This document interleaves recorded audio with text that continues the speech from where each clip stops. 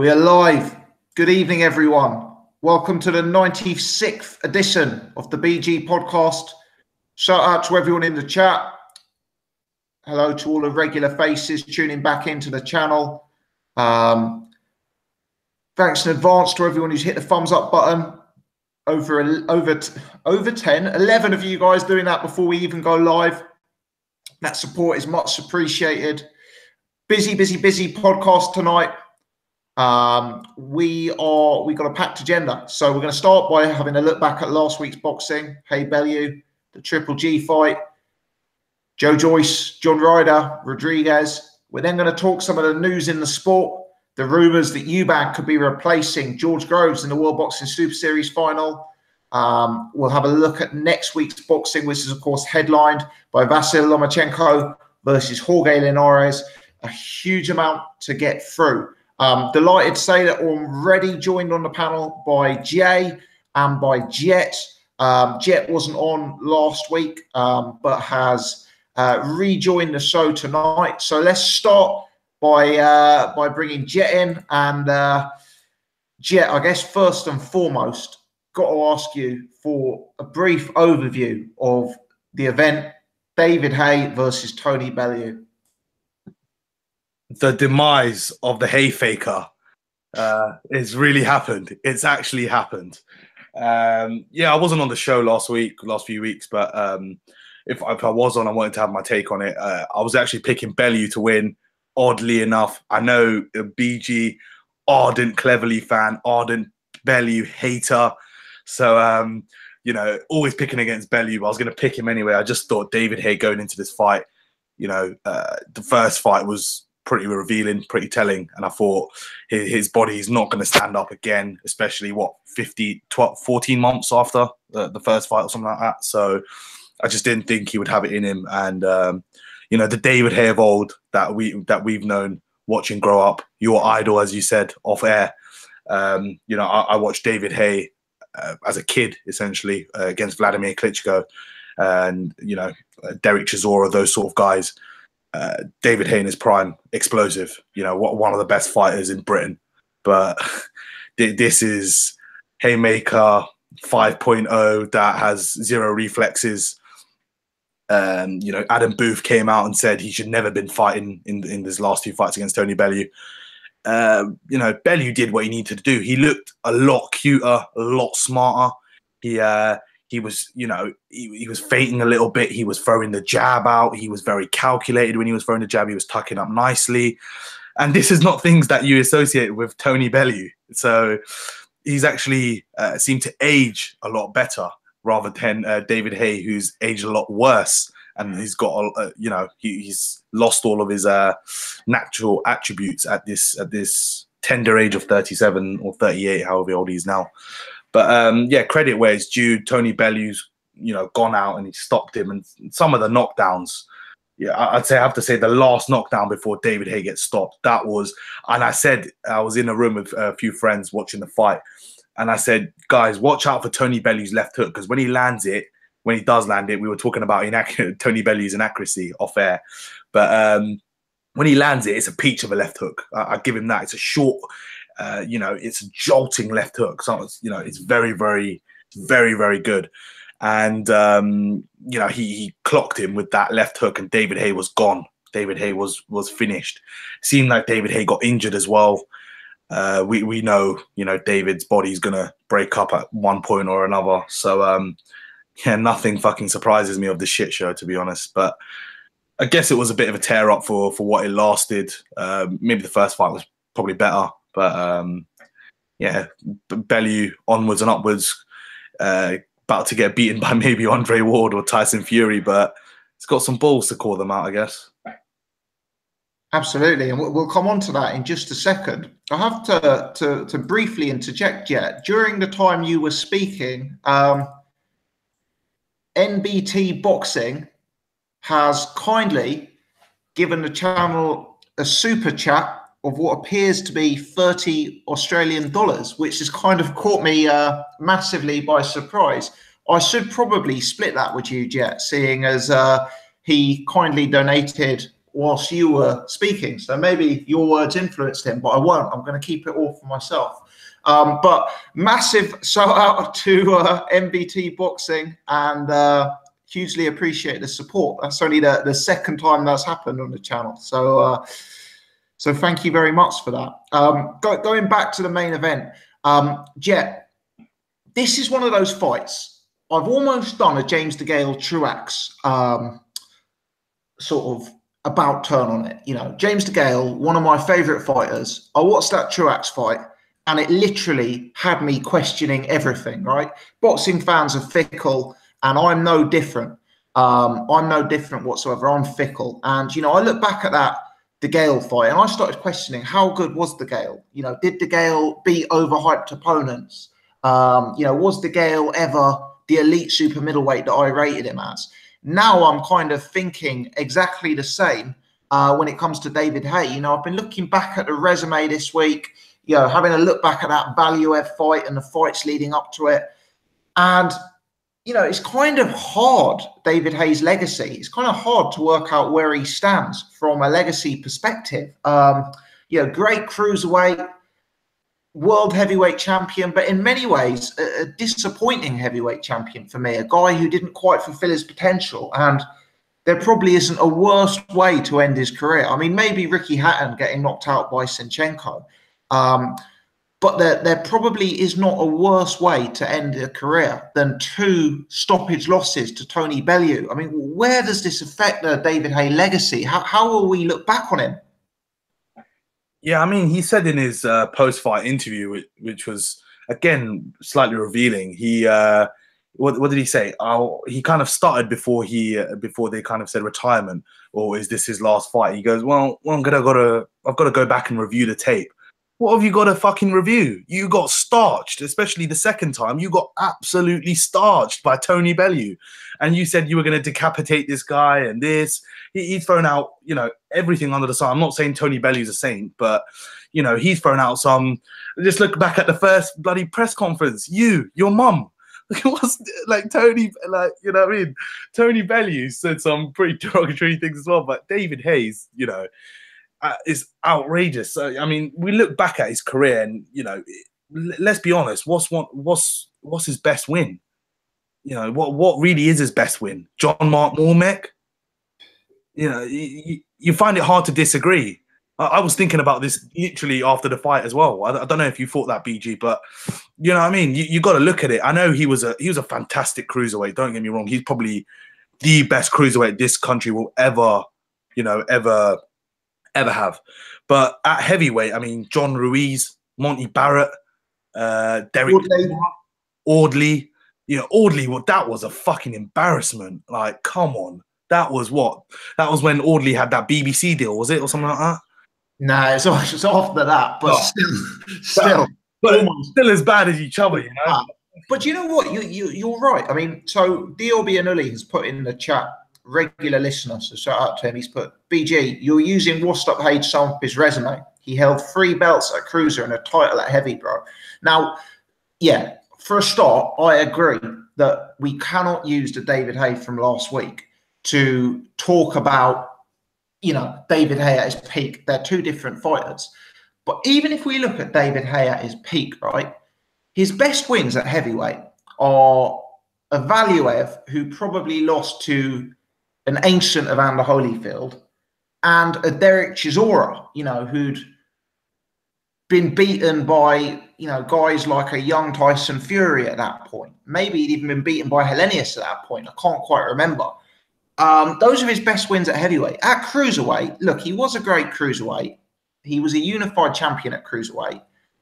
But who are his best wins at cruiserweight? You know, John Mark Mormec, Enzo Maccarinelli. You know, these are good names. These are good names, but they're not all-time greats, are they, Jet?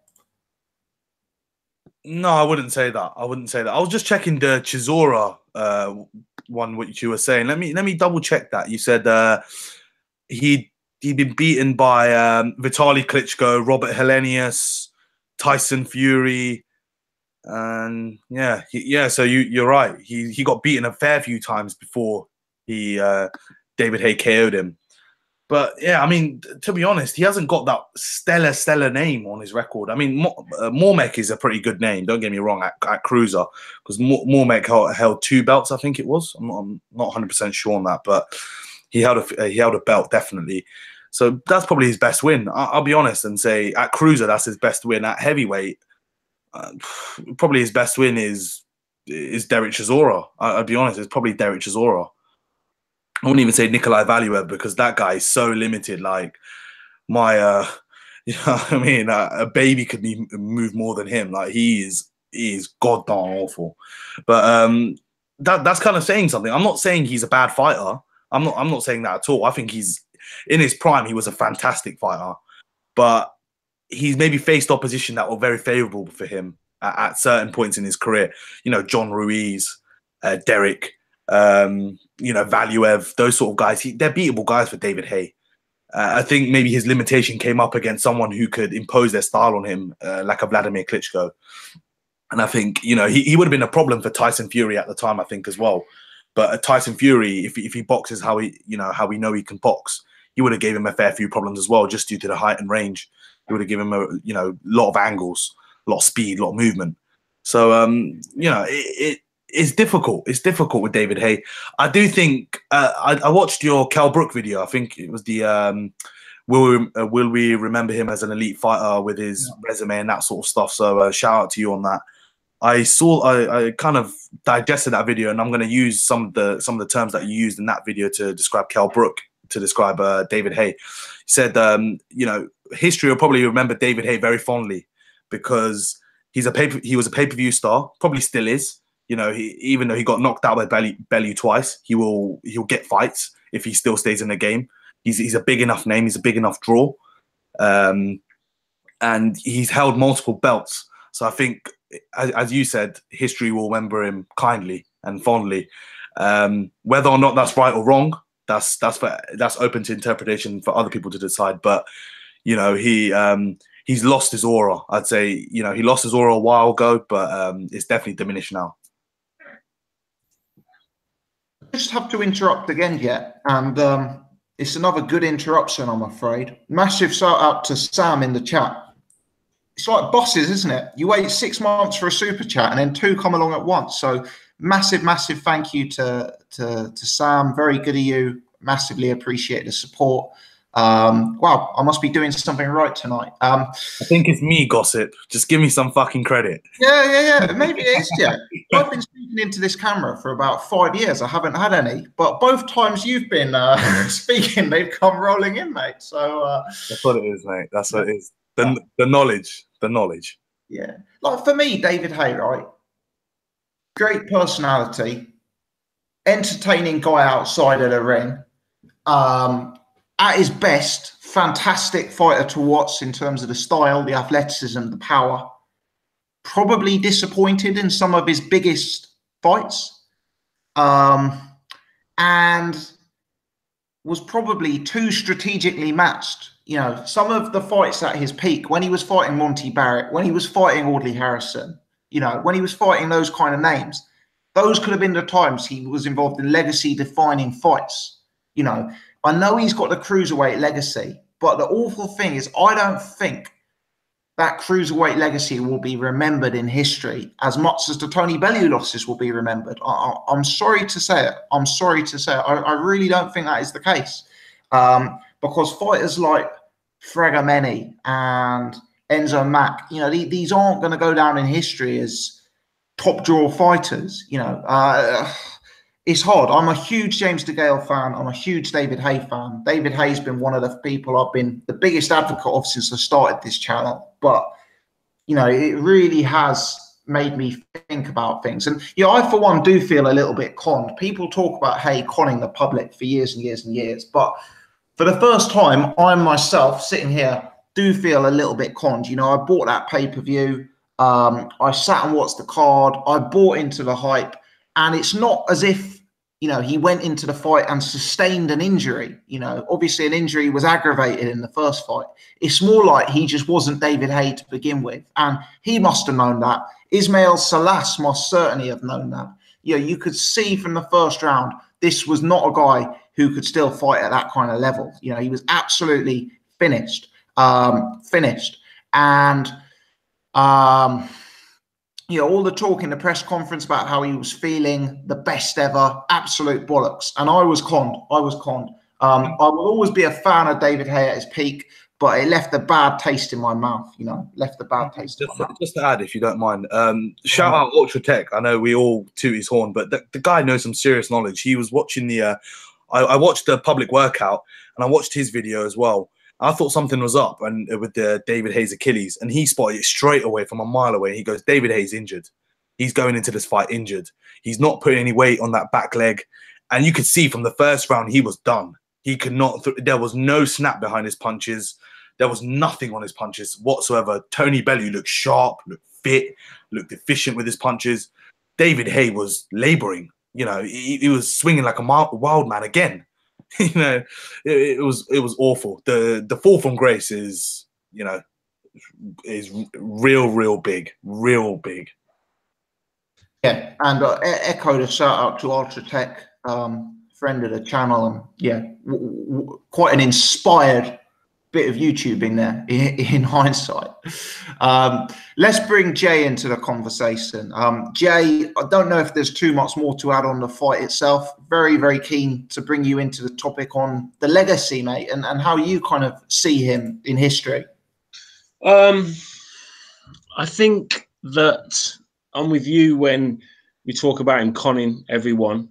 Recently, you know, we said before we came on that, you know, him fighting Demore and Gerjar, and, you know, it's kind of setting up the whole master plan, which is it's very frustrating. It makes me a bit disillusioned when it comes to boxing. And he kind of had the whole plan here. It was the ultimate cash out. He didn't care if he got, you know, he didn't care. He didn't look like he cared that he got battered and that he got beaten so severely. Which you don't really want to see from any boxer. You want to see someone who's in there to win, and it kind of come across, especially the second fight, it came across that he wasn't there to win. He was there to hold out, and it was only a matter of time. We look at David Haye, you know, and his history. He was a good cruiserweight, but I think at one point David Haye was kind of carrying British boxing on his shoulders. He was a charismatic guy, big knockouts, stylish, looked the part, you know, technically, you know, a good fighter. And then he stepped up to do the ultimate and win, you know, a heavyweight championship at a time when the division was very weak. You know, could he do that now? No, he couldn't. You know, I don't think even David Haye at his peak couldn't do that now. I think he could cause people problems, but I don't think he could win a major title off a Deontay Wilder or a Joshua. The only guys that were around really were the Klitschko's, and then when he came up against the Klitschko's, we saw what happened. He got the WBA title, I think it was, against Bellew. Again, a very clever move, because you have someone the size of David Haye, who's a very small heavyweight, fighting probably the biggest heavyweight on record, you know, which is, you know, from a casual perspective, from an outside perspective, you know, would seem a mammoth task. But in reality, Bellew was very poor, very slow. You know, he was almost like a freak of that division, a freak of boxing. But, you know, if you put that out there to the general public, when I remember watching him going on certain like TV programs and chat shows, etc., and you'd see the epic size difference, and they're like, you know, how are you going to, you know, defeat this man mountain? But, you know, in reality, if David Haye was just far too quick, because the guy obviously punched very, very slow. So it was sad for me. It was very sad for me. And I did say that he would win the fight. But I said that a fit David Haye would beat Tony Bellew. He was not fit, unfortunately, and it showed. And it made Tony Bellew look extremely good and extremely impressive, which, you know, now we're going to talk about where does Bellew go. I don't think Haye will fight on. I think he's finished. But this is a guy that loves money, you know, and he's a guy that con the public, and he's very good at promoting himself and promoting fights. So would you be surprised if he took a top 25, top 25 heavyweight on Dave and did another show? I wouldn't be surprised, but really, when it comes down to it, he's never going to achieve what he's saying he's going to achieve, or what he said he would achieve to regain the heavyweight title.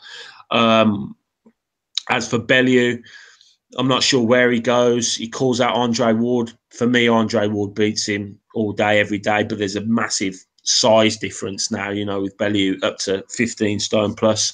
The cruiserweights, I think Usyk beats him. I think Gassiev beats him. This ludicrous talk of him fighting Tyson Fury. Again, Tony Bellew is a fighter that has now got accustomed to making big money and being on pay-per-view cards. And he's, since signing with Eddie Hearn, and since he's kind of got into this mode of make money, as much money as possible, which I do not, no disrespect to him, and fair play to him. Boxers should get paid as much as they possibly can. So, calling out Tyson Fury, he knows that will make mega money, or will make him mega money. So it's quite clever, but in reality, I don't think he wins that fight, whatever he says. But again, I'm doubting him against all these fighters, and I've done it time and time again and been proved wrong time and time again. It's all about timing, isn't it? And, clearly Tyson Fury at his best is, well, one would assume is a better fighter than Tony Bellew. But, Tyson Fury, the amount of risk factors surrounding his return at the minute, you could mention 10 different risk factors, to be frank. And, Bellew, for all the stick I've given him over the years, Bellew is clearly an improving fighter who's putting in, really decent performances. I know the Haye he beat was not a vintage Haye, but some of the stuff Bellew was doing in there was actually really, really impressive. So, look, clearly Tyson Fury versus Tony Bellew. Tyson Fury starts as an overwhelming favourite, but there's a lot of risk factors surrounding Tyson Fury right now, and until we've seen him have a return fight or two, we won't know where he stands. And timing in the sport is everything.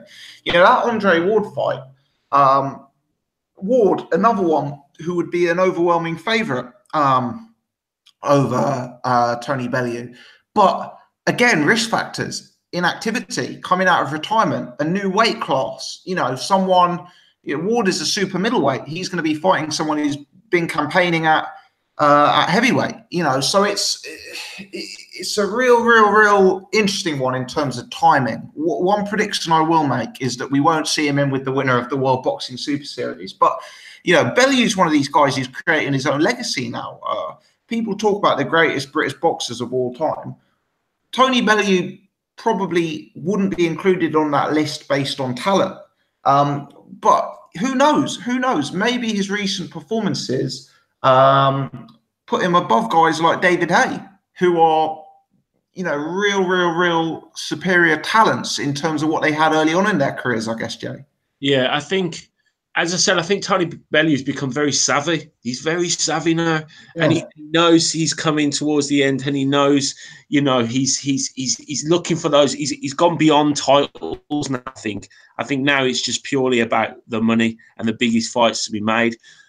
I just can't see him beating Andre Ward, but then I can't see Andre Ward coming out of retirement for that fight. To be honest with you, I don't think he would. I think you're right. He won't fight Usyk and he won't fight Gassiev. So really, you've got to ask yourself who's out there. Tyson Fury. I think purely though, the size is just. I know, and he's right when he says Tyson Fury doesn't carry the power. I think he's bang on right there. But it's just the size difference. The reach difference. He's a big fella, and I just can't see him. Winning that fight. You are right. He's an improving fighter, but two fights in 18 months against a shot David Haye doesn't turn you into some sort of elite superstar in my eyes. But again, I keep doubting him, and he did show some stuff. But when he was fighting David Haye. David Haye was not. He was a bit lethargic. His punches were a bit wild. He wasn't doing enough work, and I think that's I'd like to see him, maybe fight a heavyweight possibly. Maybe a Joseph Parker might be a good fight and a good test, and you could really see where he's at. If he fought someone of Joe Parker's level at heavyweight, but I think it's about the money mission now, and then we'll see. But he'll definitely be back, whatever he says.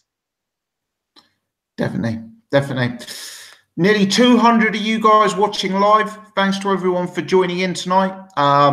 Less than a third of you have hit the thumbs up button though, despite the 2 fantastic super chats. So if you are watching live and wouldn't mind, please do hit that thumbs up button. That will get even more people tuning in and finding out about this channel. Let's bring Seri into the conversation. Seri, give us a sound check, mate. Hello, can you hear me? Hello, mate. How are you? I'm very well. Sorry I'm late. No worries at all. Thanks for joining in, mate. I don't know how long you've been on, but you've probably heard we've been discussing Haye Bellew and kind of where Haye sits from a legacy perspective. What's your take? Yeah, I mean, I caught the end of what Jay was saying, and I have to kind of agree with him. I think I caught what he was saying about David Haye's most recent comeback and, the Demori and Gerjai fights, and that he's, conning the public. And that's, I feel very similarly to Jay in that respect. When David Haye came back, I mean, I remember when he came back, I read some I can't remember if it was tweets or some sort of article saying that just for the Demori fight alone, he made £1 million. He was the highest paid on the card because it was his comeback, wasn't it? But that's crazy, isn't it? Just think that he made $1 million just for that fight, to knock someone out within that 40 seconds or whatever it was in that first round. It's crazy. And David Haye, that's what he's done, isn't it? If you look at his resume from 2008 through to 2018, even with the inactivity, the only top fighters he really fought were John McCormack, Klitschko, and then I wouldn't even throw Chisora in there, really. I mean, he's not a top fighter, is he, looking back on it? And he's been very careful with his career, and he's made business decisions, especially in the latter part of his career. And I don't really begrudge him in that regard, but he has conned a lot of people, hasn't he? I mean, I'm not going to lie to you. I completely fell into the hype of this fight. I thought David Haye's back, and he's going to come back, and we're going to see the old. Yeah, you said the same thing yourself a few weeks ago, didn't you? I don't think anyone's going to blame me for that. I think quite a lot of us did. But that's kind of testament to David Haye and how much of a good salesman he is, and that he can make us believe these things. So fair play to him. He's made a big paycheck, and he's in a more than likely. I think the only way for him now is just to get into promotion, just carry on doing what he's doing there. There's no real need to see him in the ring. I mean, David Haye evolved, and of course, look, we're talking about a guy who's well past it based on the weekend. The shots that put him down, I don't believe he was hurt. I don't think his body reacted the way he thought it would. I didn't see a man who was out of his senses and falling all over the place. He was, his balance was off after the knockdowns and stuff like that. It did take him a round to recover, didn't it? That fourth round, and he looked tired and drained very quickly. I didn't see a guy who was overwhelmingly hurt, especially with the final knockdown. It was a very good combination from Bellew with the feint with the jab and then the straight right and the left hook that followed through was brilliant. David Haye was just looking to just land that big right, and he's missing so many punches and landing the back of the head. The accuracy, the reflexes are gone. And I think similar to what Hatman and I think even Dwyer, some videos that I watched mentioned about people like Roy Jones and him being people who fight with athleticism, and once that kind of went away, you saw them kind of decline, and that is the case with David Haye. And I don't think we've seen a top David Haye since that Klitschko fight, really, or even before that, possibly. The Derek Chisora fight was obviously action packed and while it lasted, but I'm not sure if that was even a top David Haye. I'm not sure what anyone else thinks, but I mean, looking back now, I mean, as much of a fun fight as that, even that Chisora fight was Chisora's not, it shouldn't be someone that David Haye should have even been in the ring with from the perspective of top heavyweights. Although at that time Chisora obviously fought Vitali and whatnot, but it was Chisora now. We don't look at him as a a contender, do we? Just a gatekeeper at best. But that's hindsight. But David Haye, for me, I think he needs to retire. His reflexes are gone. There's not really much else he can offer to the division. He came back simply for that Joshua payday. That was his plan. He thought he could knock out Bellew, and that would put pressure on Matchroom and to make that Joshua fight. But if he gets to the ring with Joshua at this point, somehow, miraculously, but he'd get knocked out, and then it's that simple. That's not disrespect to his legacy or this, that, and the other. It's just stating the fact, isn't it? If Bellew's putting him down the way he did with that left hook in the 5th round, there's no way he's lasting more than 3 or 4 with Joshua. I appreciate Styles make fights and all that, but he's old now. He's 37 years old, and he needs to give it a rest. He's made a lot of money in the sport. Whether he's financially secure or not is not really any of our business, but he's had some hefty paychecks recently. So it's time to just hang up the gloves and enjoy the promotional side of the sport, I think, personally. When we look back at Haye, did he miss the opportunity to create a top British resume based on the fact he took too many well-managed fights? Looking back on it today, Monty Barrett, Chisora, Audley, was this his peak years? Was this the time he needed to be on, in the tough fights? Was that where he could have cemented himself as an all-time top British fighter? That's exactly what I was going to touch on. I don't think, like you just said, the resume there, the after Enzo Maccarinelli, the Monty Barrett, Nikolai Valuev, Audley Harrison, these fights are not top fighters, you know what I mean? I'm sure we'd all agree. They were well-managed fights that put him in position for a world title at heavyweight, which is what he wanted to do from a young age, wasn't it? Just even Chisora, again, these are not fights that you'd look back on a resume and say, wow, great fights. Even cruiserweight, I mean, I'm not trying to disrespect him, but there's only two fights, that really stand out to me with the Momek and Maccarinelli. But even Maccarinelli, how good was he? You know what I mean? It's a tough one, but he's definitely not got a top resume for my money. Yeah, he needs Glowacki on his resume. Yeah, I think he should take one more fight on Sky Sports Fight Night, not Box Office, against Glowacki, and I think then he can ride off into the sunset. That'll do me just fine. But on a serious level, I don't think he's got a top resume. Looking back now after this, and it's not the fact that he lost to Tony Bellew, win, lose or draw these last 2 fights. Even prior to that, he has got a bit of a suspect resume based on it's more of a businessman's resume of positioning himself, which from a perspective of money, that's fine. But I mean, for people like us who are going to judge fighters, years from now, when we look back, David Haye stylistically and as a character, we will appreciate what he was able to do in the ring, but his resume is not up to par for an all-time great. If, for example, pound for pound, if you compare his resume to Carl Froch, who are you picking? Yeah. I mean, absolutely. He's way behind Carl. Yeah, some people will swear by David Haye simply because he was a great cruiserweight for a while and he's been a big character. But Carl Froch's resume spits and pisses all over David Haye, and that's not even that's putting it nicely. And Carl Froch took hard fight after hard fight against top fighters, win, lose or draw. He got on with it, did the business. David Haye was very careful, managed his career very well, and fair due to him, faculties are still intact. He's made a lot of money, and he'll always be relevant to an extent. But definitely not an elite resume for me. No chance. Yeah. Sorry, one final one. Tony Bellew, a lot of people talking Tyson Fury. I don't see that as realistic. Apart from anything else, there's the broadcaster issue. Bellew's making a lot of money with Sky. Fury's just signed an exclusive deal with BT Sport. Surely they can't, break that exclusivity deal and put Fury on Sky straight away. I think the broadcast issue would get in the way of that, apart from anything else. I think that Andre Ward fight is the only realistic one because I don't see Bellew wanting to get in the mix with a Gassiev Usyk. Do you agree? And do you think Ward Bellew is a realistic possibility? Yeah, I mean, I agree with what you just said. The first thing you have to look at, even though we're not businessmen, we understand that BT and Sky are not going to, work together for a Bellew Fury. And Bellew at this point is going to say that he's the A side. More than likely, he'll probably come out with something like that, which Fury probably won't want to, want to do. So there's a lot of silly things like that. First of all, size-wise, Fury's too big for Bellew, regardless of whether he's a puncher or not. If he sits down on his punches, Fury will hurt Bellew. I believe he's a lump. It doesn't matter. He's not feather-fisted, is he? You know what I mean? If he really puts some power into his punches, I think he could stop Bellew, even though he's not that way inclined. But Bellew's talking like Fury's, completely feather-fisted, and I don't think that is the case. But the fight's not going to happen. It's not realistic. The only fight that probably is, of interest to him is that Andre Ward one, because it gives him, a pound for pound great, coming out of retirement to fight him. But I don't think Andre Ward will do that. It's not really, a big fight.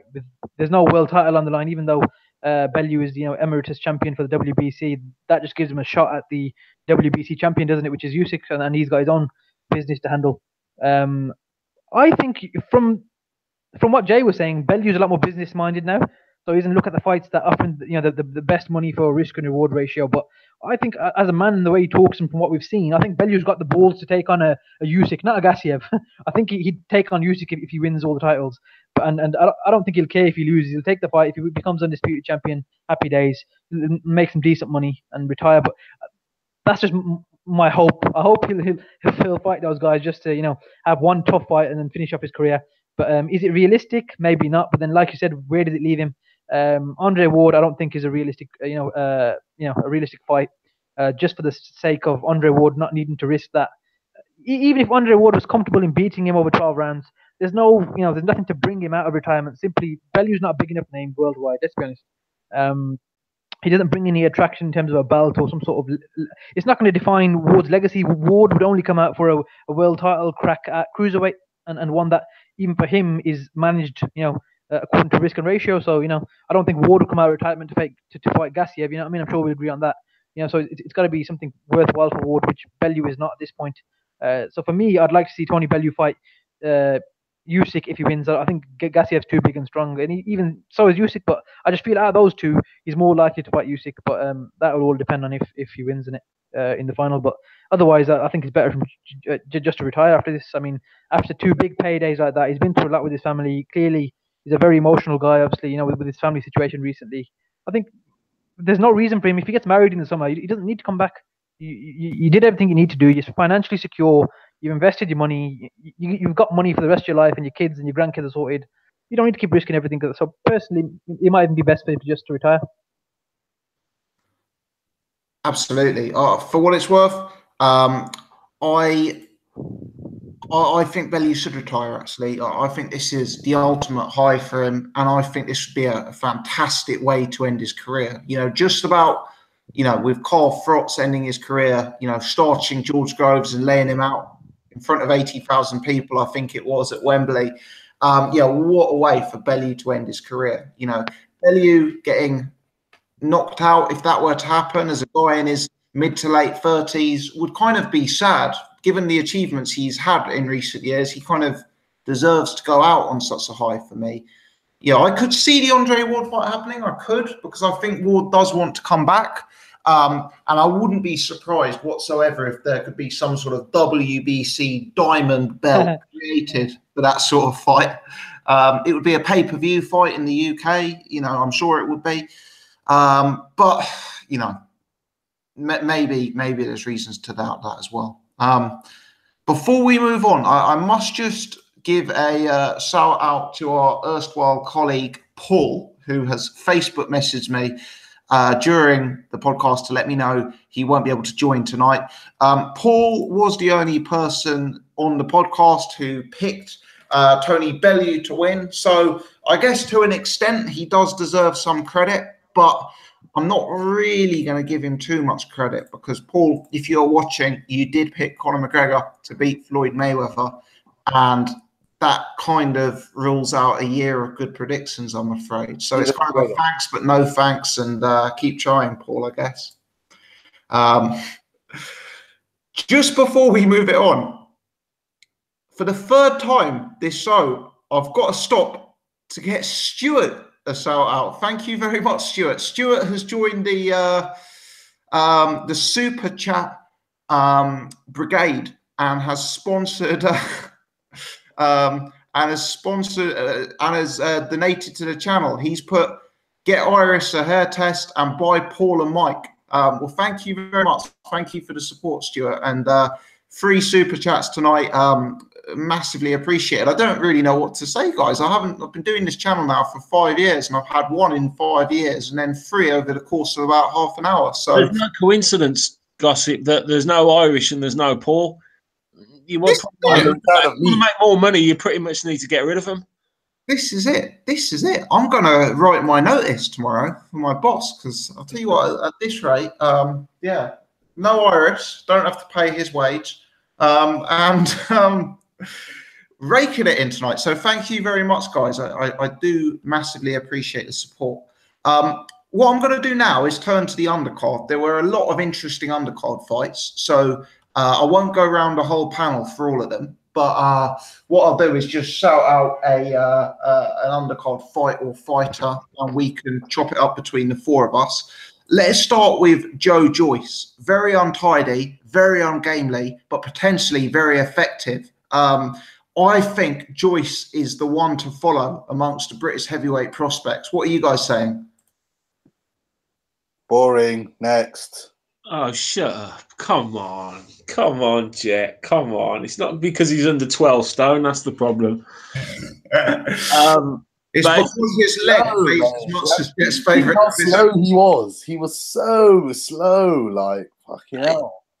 Look, but you've got to look at it. You know, people talk about he's a domestic heavyweight at this point in time, even though they're trying to push him and call out. I see you calling out Big Baby Miller today, but you know he's a domestic heavyweight. And look, you know, Dave Allen. It makes Dave Allen look ridiculous on how poor Dave Allen is. He went about his business. He's a bit unorthodox, which could cause people a lot of problems. He obviously can bang a little bit. He has good pace. He's relentless in what he does. I'm a bit worried he could get caught somewhere along the line because he can be a little bit open. But, you know, he did what he had to do, and he did it in style, and he did it in quick fashion. So, you know, after your fourth fight and gaining a Commonwealth heavyweight title, that's got nothing to be sniffed at, I don't think. Yeah, I think Ian Lewison on his debut was a statement of intent. Let's forget about fight 2 and 3. He's Commonwealth title in, you know, his fourth fight, and he destroyed Lenroy Thomas. Now, look, I know Lenroy Thomas is no Deontay Wilder, but he destroyed him. You know, Joe Joyce is, for me, he's already in the mix. He's already in the mix. I'd actually pick him to beat a lot of the top 20. Yeah, I think so. I think that's what they're intending to do. You know, he can't wait around. He's got all the attributes to be a really good heavyweight. But you know, I go back to Dave Allen. You look at that first Dave Allen fight against Lenroy Thomas. It was ridiculous. It was slow. It was ponderous. Joe Joyce went out there and put it on him straight away. He didn't like it. The pace was good. He doesn't stop. You know, what I like about him, he just doesn't stop. He's constantly coming forward. He's constantly throwing punches. Yeah, he's a bit unorthodox. Yeah, he still has that amateur style. He still has a lot of that amateur in him. It's obviously deeply ingrained after having such a prestigious amateur career, and it's still in him. You can see it. There's almost a point scoring thing going on. But you know, I think he will refine as the fights go on, and he's obviously wanting to move. They want him to move fast. He wants to move faster, and why not? As he said, Gossip, to take Lewison in your first fight. You know, that I think everyone was a little bit surprised off that, because there's not many fighters out there that would do that or have done that. So it shows like the kid's got talent, and a lot of the domestic heavyweights, you know, things that I've heard that they've said that you know, he is the best. He is the best among us, and I think he'd be a handful. I think he beats all domestic level, you know, now after 4 fights. So you know, his only way up now is to go into that, you know, European level and see where he gets from there. But you know, would he beat Baby Miller? A good fight, I tell you. Something I'd like to see. Because, like, you look at him and you think he's defensively open, he's slow. Could he probably be outboxed? But in his 4-fight career, he's already fought 2 guys who possibly have superior technical skills to him, Lewison and Lenroy, and he's just walked through both of them. You know, now I'm not saying those guys are the elite level of the sport, but what I'm saying is to beat him, you're going to be able to have to outbox him. You're going to be able to have to keep him off you, and you're going to be able to have to sort of hit him hard enough to stop him. And I actually think there's probably only 2 or 3 fighters in the world who could be able to bring that to the party. Yeah, you also get other guys with different styles, guys like a Big Baby Miller who will come straight at him as well. And you know, that would be another interesting test. But for me, Joyce, very, very interesting prospect, despite his rawness. He is about as charismatic as an ice cube. Yeah. He's terrible. What was that Mexican thing about? Was that because it was Cinco de Mayo? Yeah.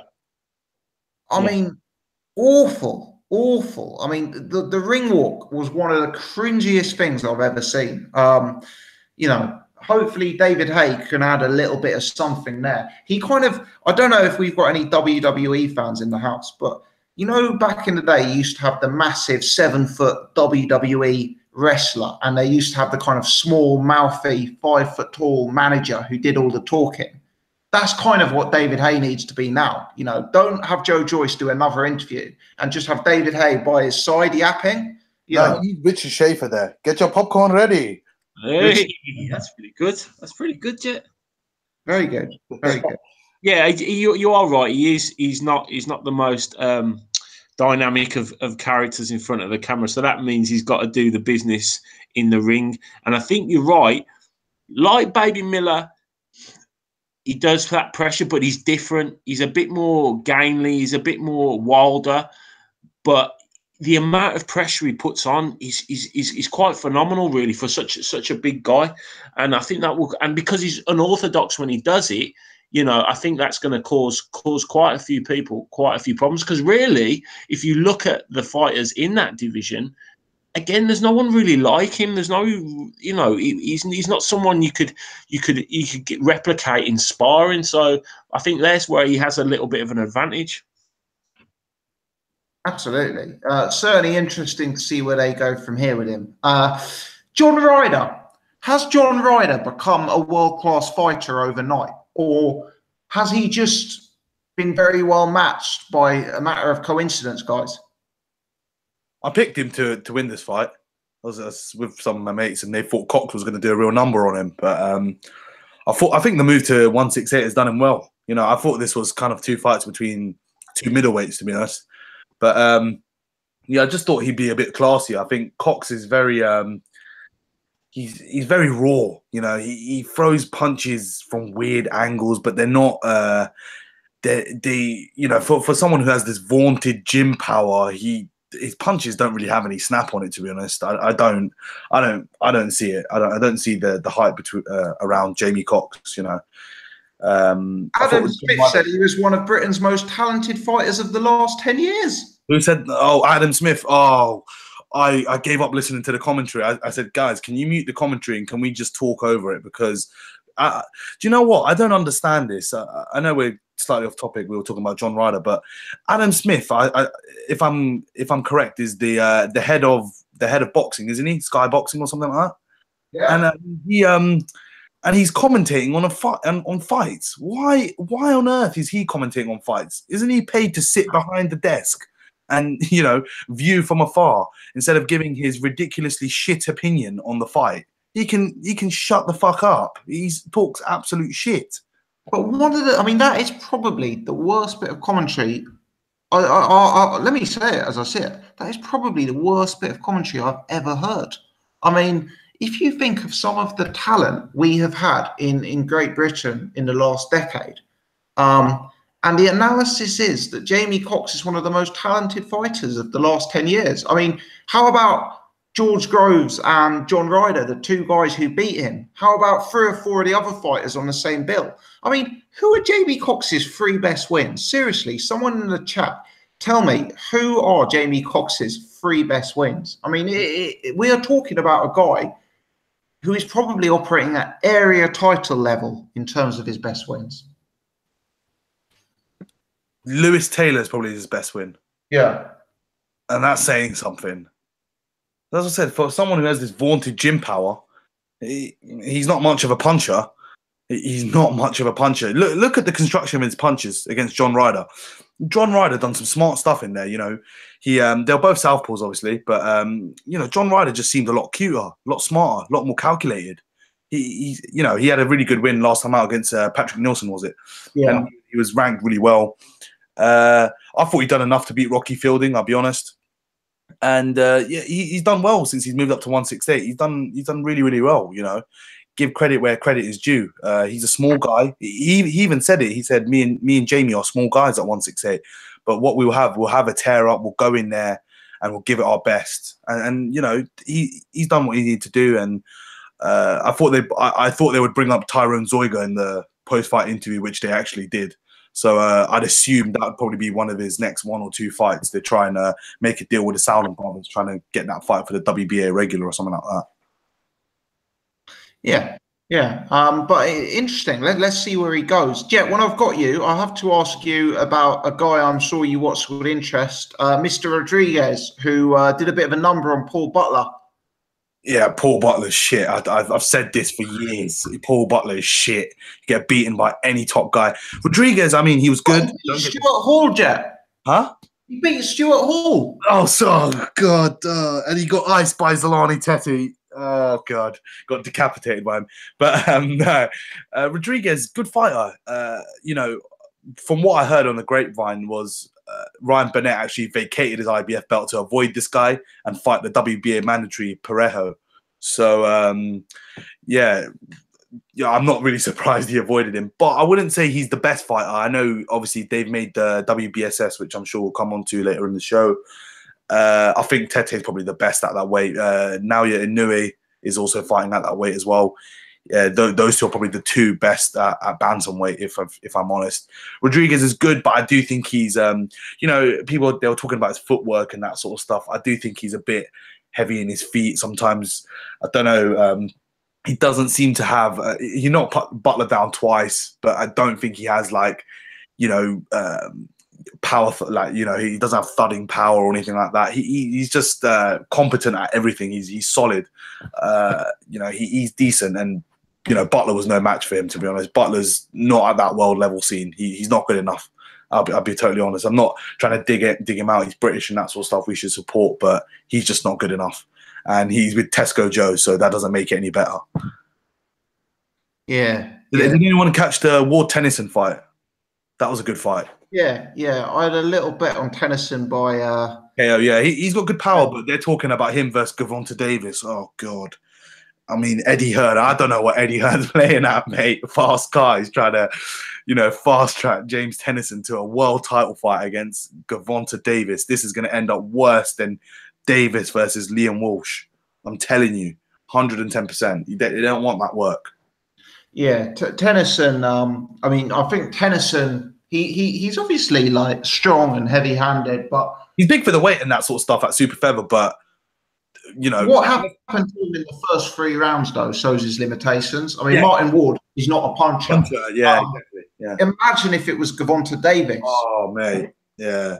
As I said, it was a good fight and everything like that. But you're getting knocked down by Martin J. Ward, and Martin J. Ward can't crack open an egg. Let's be honest. You know, maybe they're trying to just get him as much money as possible and maybe move him up to lightweight, and maybe he'll fight Lewis Ritson or something like that for the British. I don't know. You know, there's fights out there for him, and fair play to him. He's gone out on the, you know, the away fight as the B-side away fighter, and he's done a job. Fair play to him. Jay, Seri, anything else you want to add on the Haye Bellew undercard? No, it's fine. No, good. Cool. Let me just touch briefly, because we are slightly running late today, but let me just touch briefly on Golovkin, Varnes, Martirosyan. Look, we kind of savaged this fight a bit in the build-up, and I guess the fight kind of lived up to expectations, or the lack of expectations, should I say. But has anyone got anything to input? I'm going to be completely honest. I haven't even watched the fight. You know, I wanted a day or two off boxing after Haye Bellew, so I haven't even seen it. But what did people make of it? I saw it. It was, yeah. I mean, Varnes done all right. You know, in the first round, he clipped Golovkin, and that was about it. I think he just made Golovkin angry, and then he just blew him out in the second round. But nothing really of note to add. There's nothing meaningful.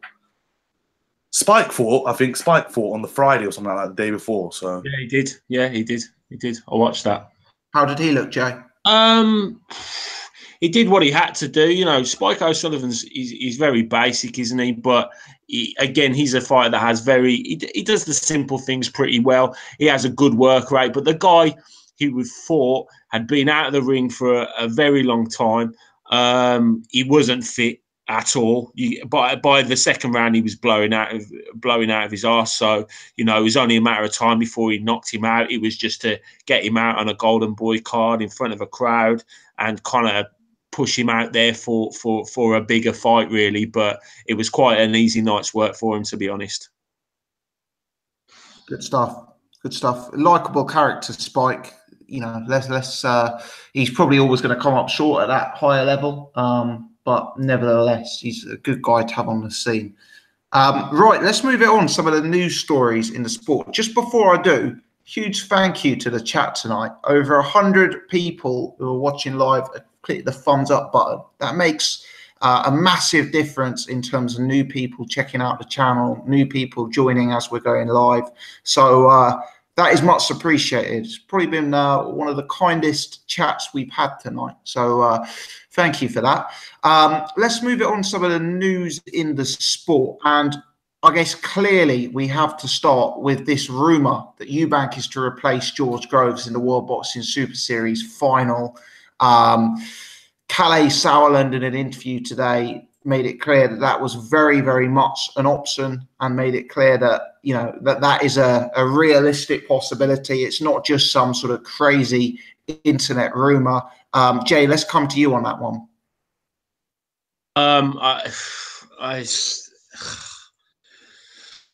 I don't really know what to. I don't know what to say. I think it's a real. If it does happen, it'll be a sad ending to this tournament, which has been really good and really exciting throughout. And it just makes a mockery if you put Chris Eubank Jr. into the final. In some way, if he won it, it would just be ridiculous.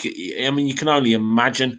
There must be a better, more highly rated fighter to go into that final. You know, if he was the backup, which from what I'd heard previously off interviews with Calais Sauerland, he was kind of hinting that he possibly was going to be the backup for this final. So it's very, very disappointing. You know, I can't see why possibly, I don't know, Jürgen Bremer couldn't step in for the fight that never happened. You know, even a Caleb Truax, you know, who, you know, won a world title. You know, Ramirez possibly, you know, someone of some sort of credibility, someone possibly that maybe have a title. You know, I'm sure they would be drawn to this final because there's a lot of money at stake and there's a lot of prestige and a lot to be gained from it. So it'd be very, very, very disappointing if Eubank Jr. did make it to the final. I would be distraught. I guess the difficulty is, Jay, is a lot of those names you've mentioned are credible, but they're not box office. And being realistic, what a bad look it would be for the tournament if Callum Smith fought Jürgen Bremer in front of 1,000 people and it sold 50 pay-per-views. You know, Eubank, love him or hate him, Eubank is the kind of guy who does generate that interest. And I've got to say, look, it would be very disappointing for the tournament if Groves didn't get through to the final. But Eubank Callum Smith is actually a very good fight. And it's a fight that I would quite enjoy and, you know, kind of be up for in a way. And I know I'm going to get hate for saying this. In a way, it's actually a more intriguing fight than Groves Callum Smith's for me. And even though Eubank is, you know, his last performance was massively disappointing, he does add something. He does add something when he's present. You know, am I being a bit of a fanboy there? I don't think you are, to be honest, because I was thinking about it last night, and I think you're possibly right. And I think, and me being the ultimate Eubank Jr. Detractor, you know, I think he'd probably cause Callum Smith a lot of issues, and I wouldn't really know where to bet on that fight, to be honest. It's just, I think it's just the point that he lost. You know, he's out the tournament, so that's it. He's had his opportunity and it's gone. And to just it's basically saying that, okay, from now on, if you go into these tournaments, even if you get beaten in a semi-final, there's still a chance you could win it. which to me, you know, if you look at any other tournament in any other sport, when would that actually happen? You get knocked out, you get beat. You don't think, oh, well, you never know. Someone pulls out, I'll be able to get to the final. You know, it just makes a mockery of it a little bit. And you're right that, you know, Ramirez or Caleb Truax or these people may not be, you know, box office material. And that's obviously, as we know, in boxing politics, the money talks. So that, you know, I see that point of view, but it'd be quite sad if it came down to that when it's been such a really good, interesting, exciting, watchable tournament that has gone pretty smoothly so far. But you know, it shows that Callum Smith would fight two people that were the step-ins that were reserves.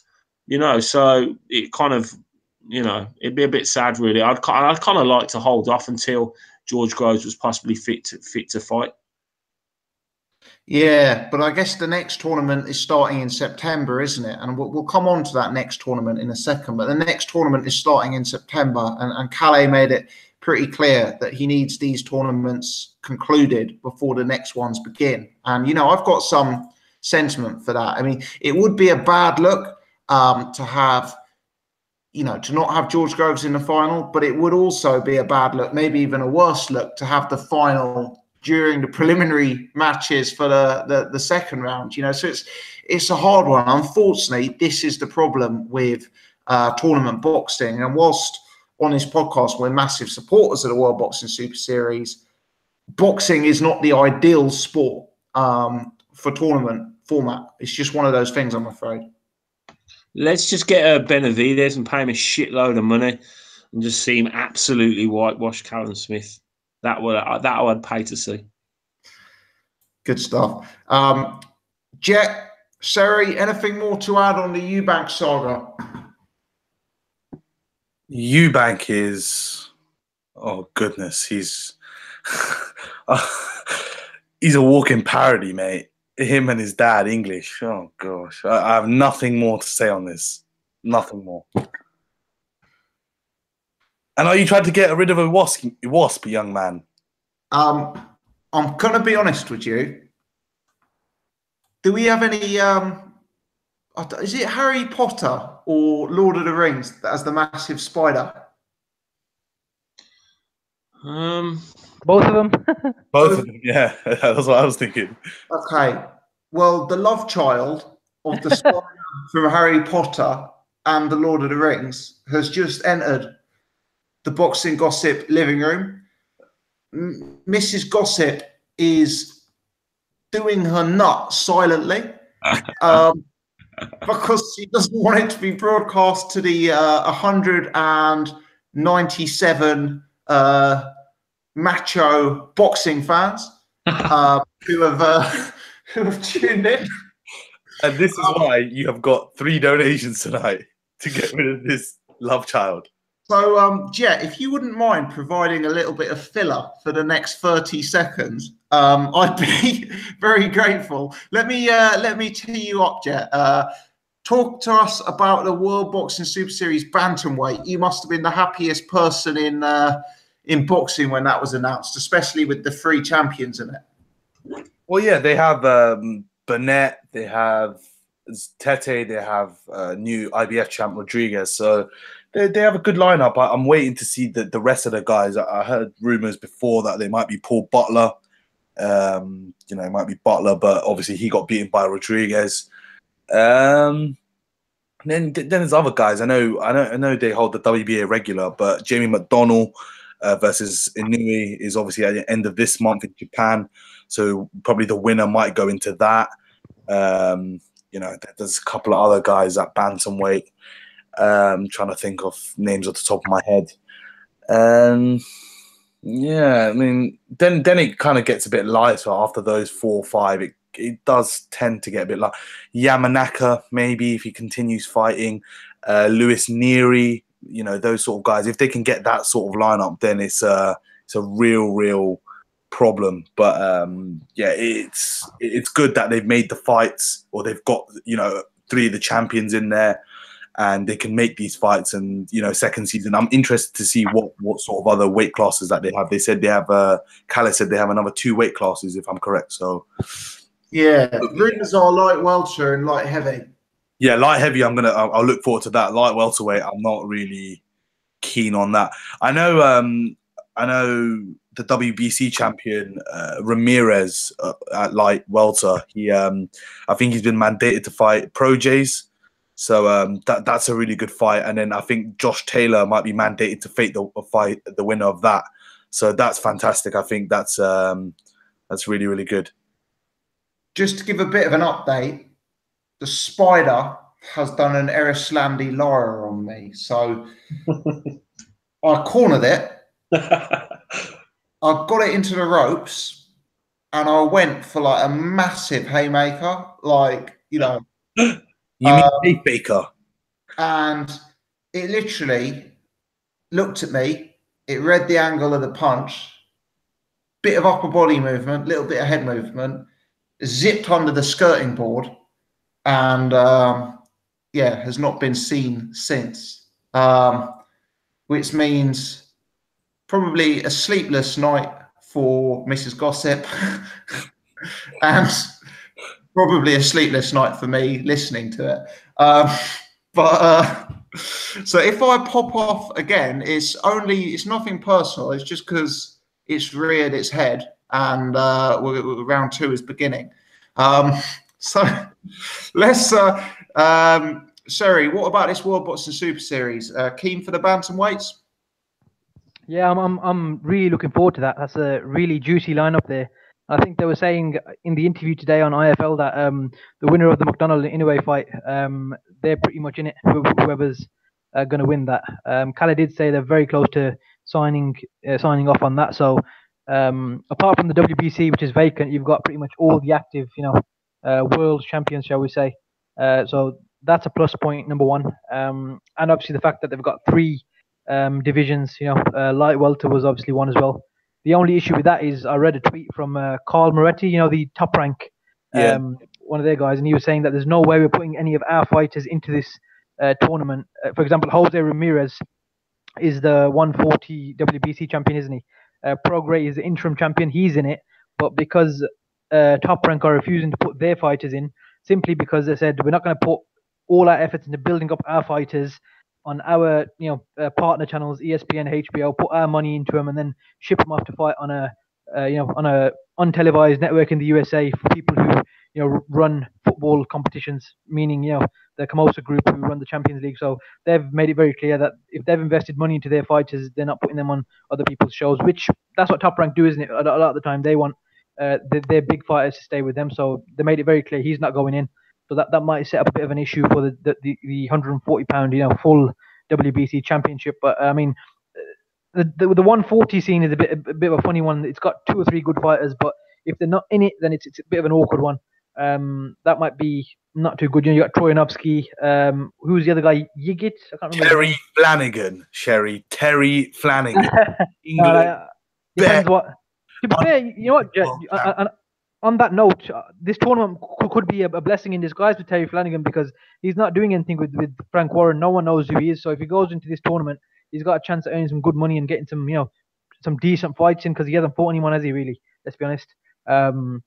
After he beats Hooker, which I think he will, that'll be a world title that they can bring into the tournament and he can, unify or partially unify. I reckon Frank will try and make the Catterall Flanagan fight or the Davis Flanagan fight or something because I know Davis. The issue is again, people said he wouldn't let Tete in, but he's let Tete go, and Tete's in there, and he's going to make some decent money, isn't he? Some very good money. Yeah, I guess. I think he might try to make that fight, but if the money's available, with fair play. So Flanagan and Catterall are not going to make a lot of money. No one knows who they are, so it makes sense for him to go into the tournament as well. And then there was one other thing that slipped my mind. What was it? I mean. And the third weight class is obviously a massive thing. So we're in for a lot of boxing if they do manage to pull off all 3 of those weight classes. You know what I mean? But the tournament system is obviously a brilliant thing. Apart from the George Groves thing we touched on a minute ago, that would be a shame if he can't see it through. Because I think we'd all agree, out of him and Callum Smith, George Groves should beat him. And if we're being fair, throughout the tournament, he has been, the most consistent fighter, hasn't he, really, in terms of performance levels, and the only legitimate world champion. So it's one of those ones. There's no chance, just based off that tweet I read, there's no way that Gilberto Ramirez would step in either, because he's a top-ranked fighter as well. So they made it very clear they won't be putting their fighters in there. And similarly, I cannot imagine that what's his name, Barry McGuigan, would let Josh Taylor go in, because then they've lost out on their top fighter on Channel 5, haven't they? So they won't let him go in there either. So it's going to be a bit of a tough one for 140. That'll probably be a bit of a stinker. But Prograis is very good. Troyanovsky was decent before he got sparked by what was his name? Indongo. Yes, that's it, Indongo. So it's a tricky one. And the third one, I hope it is light heavyweight. But again, Frank Warren, Tete's one thing. I can't see him letting Anthony Yard go in there.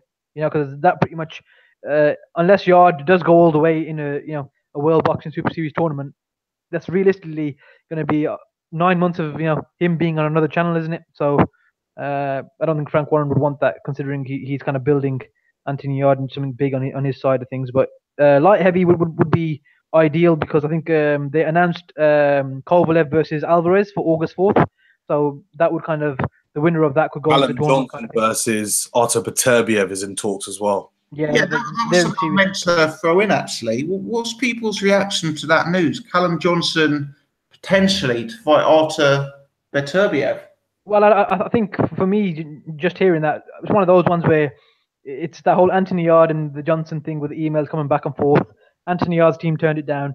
Eddie Hearn's not going to stop Johnson. Johnson said yes, apparently, in one of the interviews, that he'll take that fight. He's had a year of inactivity. He's come back, beat Buglioni, and now obviously he's got a world title shot. If the money's right, they'll take the fight. And yeah, he probably won't win, but if he gives it a go, why not? Make some decent money, hopefully, and he gets a world title shot. And who knows? You never know what can happen. But Beterbiev seems like he's a few levels above him. But if not, then again, that's another a name that you can throw in the tournament, isn't it? If they do a lot heavy. Yeah, absolutely. Credit would go to Callum Johnson for taking that fight. What 100%. an upwards trajectory his career. Deserves a good payday after. Yeah, definitely. And I mean, look, I think one thing we can agree on is Eddie Hearn's clearly stuck to his word. He said, "I'm not going to stop my fighters from going in this tournament to make money." Jamie Cox had nowhere to go. He threw him in there. Callum Smith was, meant to be the second coming at super middleweight. He's thrown him in there, and Ryan Burnett's gone straight in as well. So fair play to Eddie Hearn. He's letting, and to be fair, these fighters probably aren't big money makers anyway. But the point is, he's put them in there, so he's given them a chance to make a lot of money. Yeah. I can just see Paul has joined, actually. I think Paul is probably only with us for a cameo. So let me just bring Paul in and say hello to him. How you doing, mate? Yeah, good, mate. Can you hear me all right, yeah? Yeah, loud and clear. Coming through nicely tonight. How's things? Yeah, all good, man. All good. Yeah, I'm here to the end now. I just wasn't able to make it for the start. That's my apologies. Sorry. That's all right, man.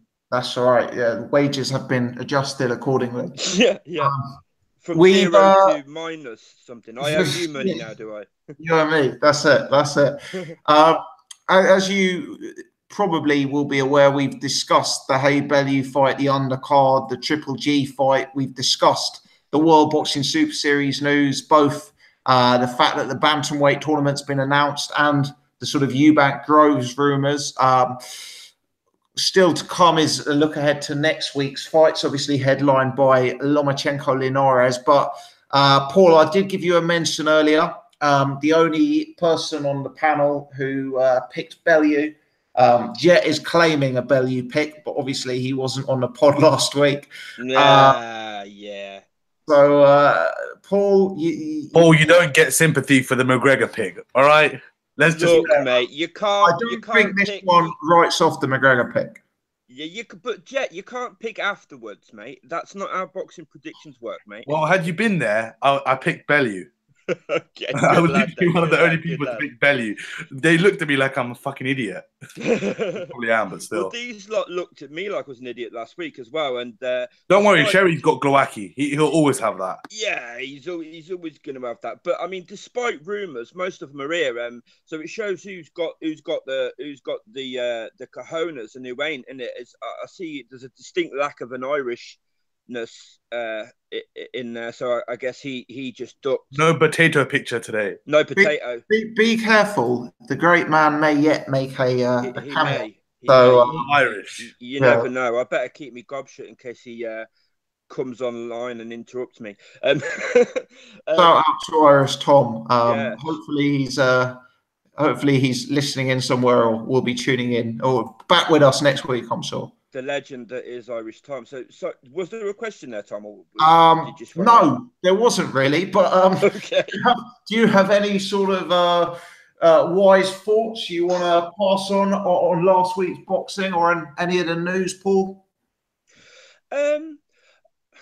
I don't know about wise thoughts. I think anybody. I mean, you've been listening to me on this podcast. I think that's probably unlikely.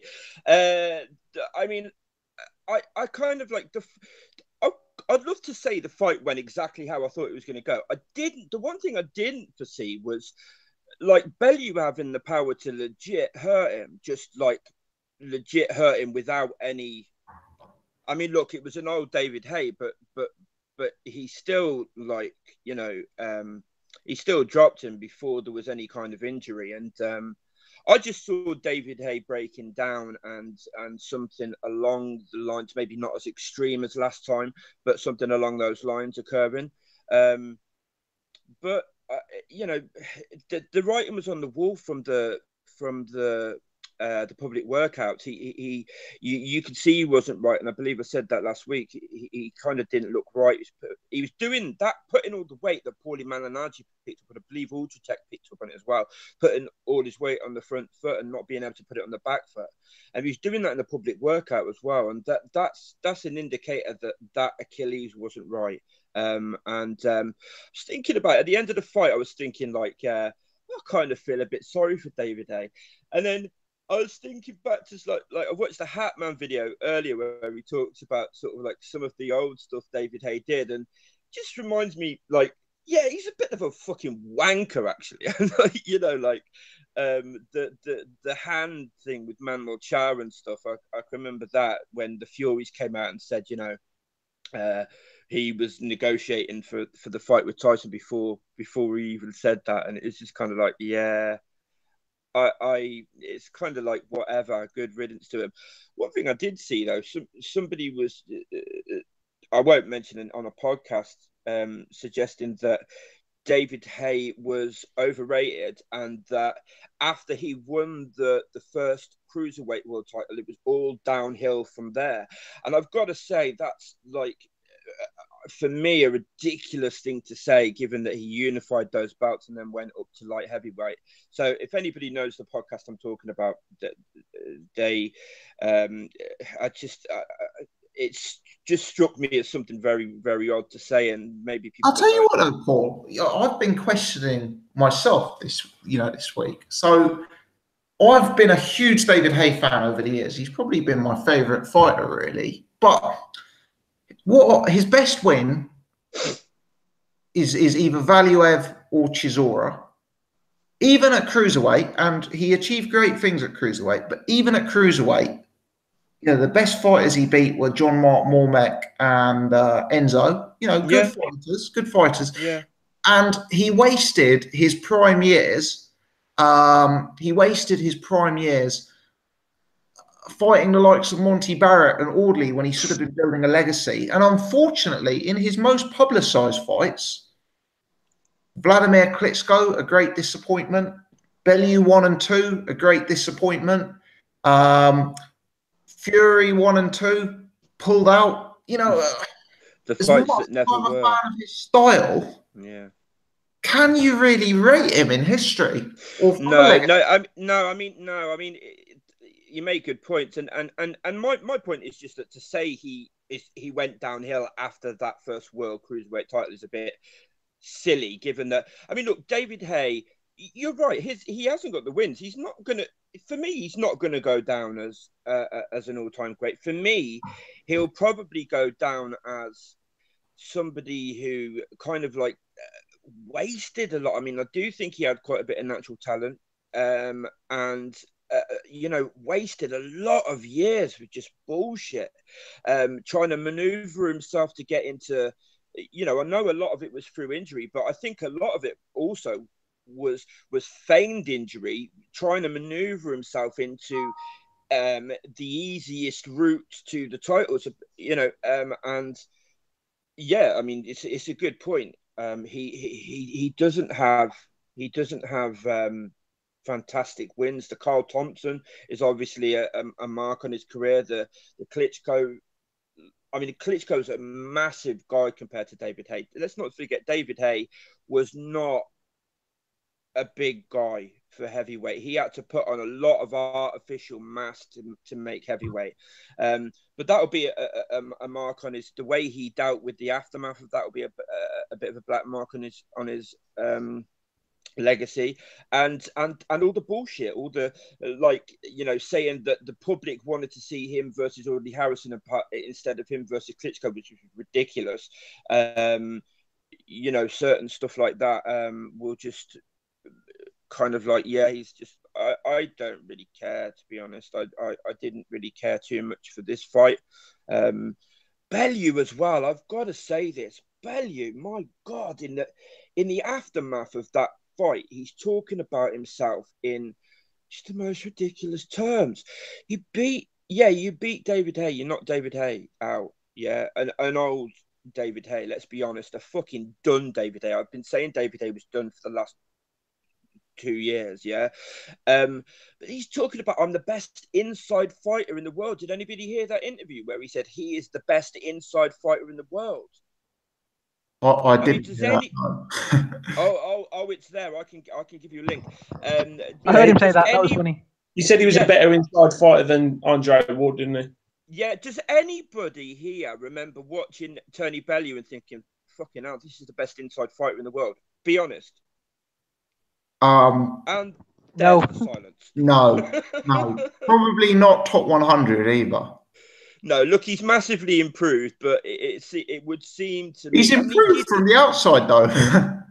yeah, he's improved from the outside. It's the movement. I thought the jab was good. He's swift. He's quicker. His feet are quicker.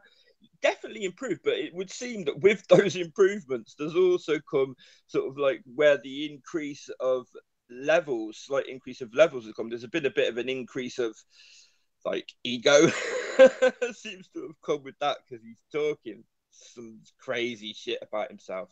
For me, if he goes in with, I mean, we were talking about Parker, I think he gets destroyed. Wilder, I would seriously be concerned for the guy's health.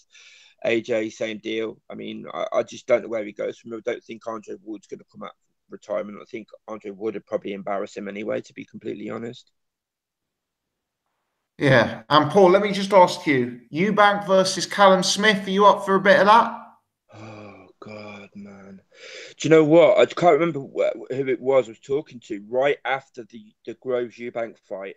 And we were joking, you know, like, what about this injury? What if, I can't remember what it was. It might even have been on here. Fucking hell, what if they put Eubank back in? And we all laughed.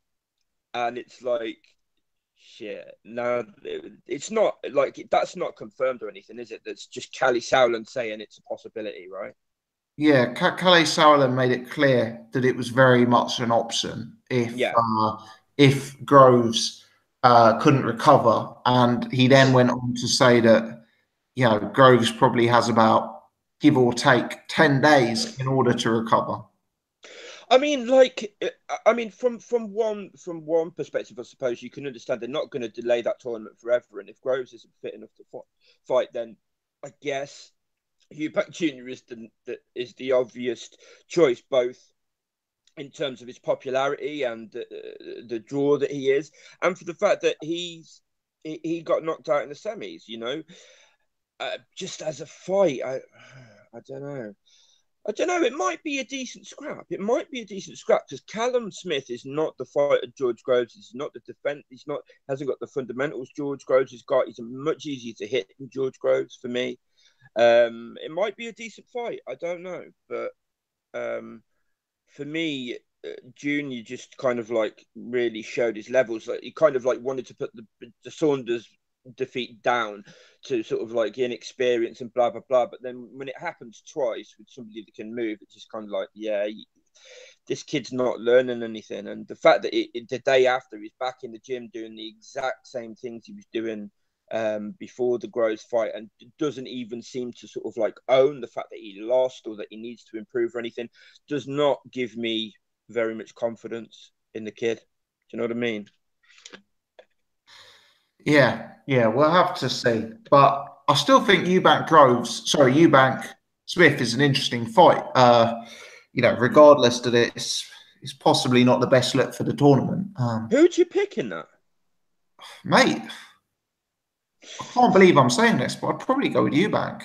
Yeah, I would. Here we go again. Come on, boys. You're not learning your lesson the first time. Callum Smith, though, Jack. No, come on, Callum Smith. I mean, Callum Smith showed his levels in the last 3 or 4 fights for me. He hasn't looked good, man. He really hasn't. There was that one and Chris Eubank has. No, he didn't against Groves, but Callum Smith's not Groves. But you see, the thing is, I think Eubank's level is very clearly defined, because we've seen Eubank absolutely do a number on a decent standard of opposition. So we know that Eubank is well above an Arthur Abraham. We know that Eubank is well above a Spike O'Sullivan. We know that Eubank is well above a Dmitry Chudinov. This is on the audit trail. We also know that at this point, he is well below a Billy Joe Saunders and a George Groves. So we actually have quite a narrow band that we know Eubank is operating at. And for me, I'm sceptical of whether Callum Smith is at that level. Me too. There was that fight. I can't remember. There was that fight. I can't remember the name of the opponent. 3 or 4 fights ago, Callum Smith. He just looked awful, and that kid had come up from. I don't know if it's Holskin. The kid he had once fought at welterweight or light or something. It might have been Reynoso. I can remember us talking about it at the time, and he got hit a hell of a lot. He didn't. I don't think he stopped him, or if he did, he stopped him late or something as well. And it was just, the guy was very, very basic, and he, I don't know, Callum Smith. I don't think Callum Smith's up to much. I really, really don't. To be completely honest with you, I don't. Jay, would you pick Callum Smith? I think a lot goes down to styles, and we talked about it before Eubank fought Groves. Eubank is good when he fights someone who comes in straight lines, comes straight at him, and will just go to war with him. That's what he thrives off. That's how he wins fights. Anyone else that puts a jab on him, puts a little bit of movement on him, he's gonna struggle. He's gonna struggle. And I thought we'd all learned that last time, but obviously we're not getting it. He yelled him, stood in front of him, he bashed him, they're all the same. If you stand in front of him and trade with him and go with him, and come into his range, then he's going to win. He will win. But if you put a jab on him, put a bit of movement, bit of head movement, bit of footwork, he doesn't know what to do. That's where he goes. And I know Callum Smith is not the greatest fighter in the world, but he's not that bad. He's not that bad. And I think Chris Eubank is that bad. So unless he's made drastic changes to something fundamentally, which I don't think he has done or that he will do, I would honestly think Callum Smith would beat him. Yeah, I just see Callum Smith as so vulnerable, so vulnerable at quite a sort of middling level. Eubank, for me, has flaws that will prevent him being an elite fighter. But I'm not even sure Callum Smith is like a world level fighter. I'm kind of thinking Callum Smith is like a Euro level fighter. At the end of the day, he fought Nieki Holzken and Eric Skoglund and laboured horrifically in both of those fights. But. Yeah, but is Chris Eubank a European fighter? Really? I think he must be, because of the manner of people he's beaten. I mean, he beat Arthur Abraham, he beat Reynold Quinlan, he beat Dmitry Chudinov, he beat Blackwell, he beat O'Sullivan. I'm not saying these are top class wins, but these are solid wins at sort of Euro level. Well, I think Quinlan he's a domestic fighter. I don't think I would class him as a European fighter. I think he beat an over the hill Arthur Abraham, who will stand in front of you.